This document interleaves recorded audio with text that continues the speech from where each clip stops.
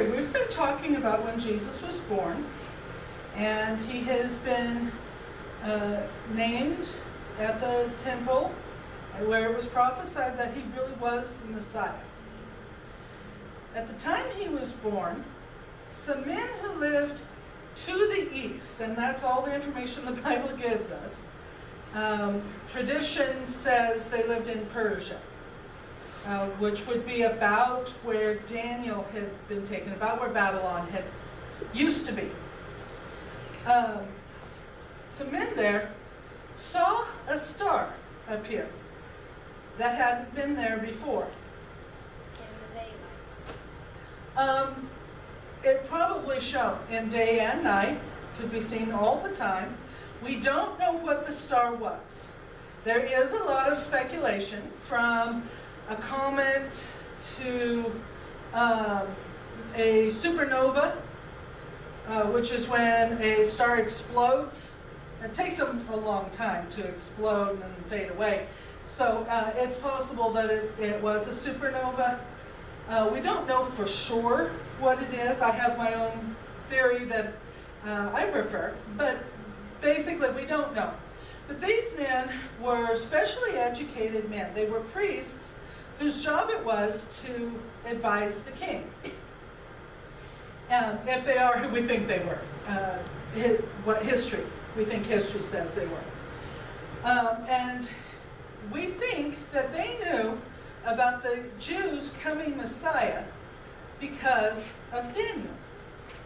We think that 400 years before Jesus was born, Daniel showed the Jews' prophecies to the other wise men in the Babylonian kingdom and taught them that the Messiah, the Savior of the human race, not just the Jews, but all humans, was going to be born in Israel, and there would be a special sign. And that tradition had been passed down for 400 years. These men saw the star. They packed up what they needed, and they traveled to Jerusalem. Now, we don't know for sure how long it took them to do that. It would have taken a minimum of 6 weeks, but probably was closer to a year before they got to Jerusalem. You know how it is to plan a vacation. You got to pack and you got to get your travel checks, and so it took them a while to get to Jerusalem. And they went to King Herod, because isn't that where you go to find a newborn king? You go to the king, right? Should be his son. So they went to King Herod, who was in charge of Jerusalem. The Romans had put him in charge. And they said, "We want to see the new baby." And Herod said, "What new baby? I don't know what you're talking about." They told him, "We saw his star. We know the Messiah, the new king of the Jews, has been born because we saw his star." And Herod said, "Give me a minute." He went and he talked to his advisors, and he said, "Where is this Messiah supposed to be born?" And they said, "Well, the Bible prophesies that he will be born in Bethlehem of Judea." And that's important because there's more than one Bethlehem. But there's only one Bethlehem of Judea. So he's supposed to be born in Bethlehem of Judea, which was just a little bitty town. So Herod said, okay. He went back and he told the wise men, he's supposed to be born in Bethlehem of Judea, and when you find him, you go find him, and then when you find him, you come back and tell me, because I want to go worship him, because this is an important baby. And so the wise men said, "Oh, we'll do that." And they left to go to Bethlehem. King Herod, however, had no intention of worshiping the baby. He didn't want to lose his throne. He wanted to kill the baby, so that his job wasn't in danger. The wise men arrived at Bethlehem. They found the house where Jesus was staying, and they worshiped him, and they gave him gifts. The Bible lists gold, frankincense, and myrrh. Now, 3 different types of gifts. We don't know actually how many gifts. It might have been 12 golden things and 3 cases of myrrh. We don't know. We also don't know how many wise men. Traditionally, we say 3, but we really don't know. We have no way of knowing. But they gave these gifts to Jesus, and then they made plans. Okay, early in the morning, we'll go home by way of Jerusalem, let Herod know where the baby is so he can worship him. And then we'll go on home. But during the night, they had a dream. An angel came to him and said, don't tell Herod where the baby is, because he really doesn't want to worship the baby. You just go straight home and don't bother telling Herod. So when they got up in the morning, they went home. They did not go back and tell Herod. Meanwhile, Joseph had a dream.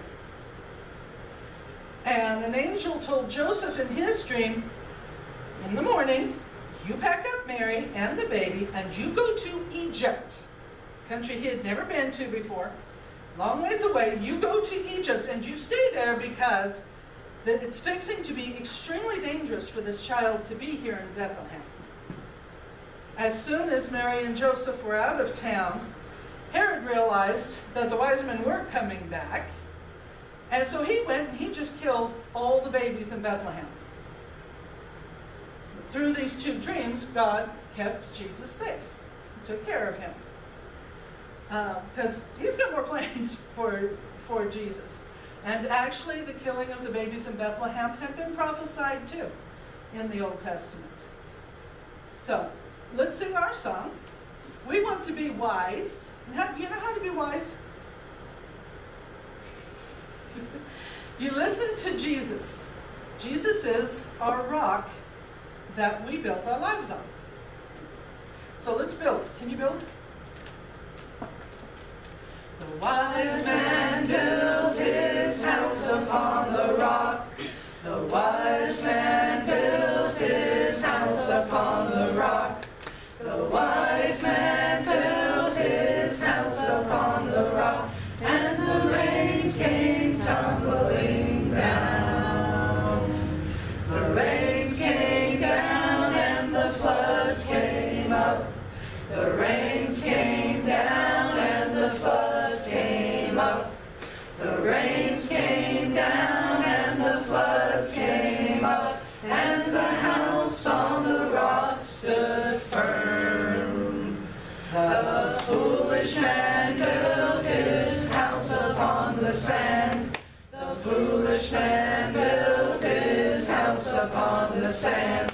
The foolish man built his house upon the sand. And the rains came tumbling down. The rains came down and the floods came up.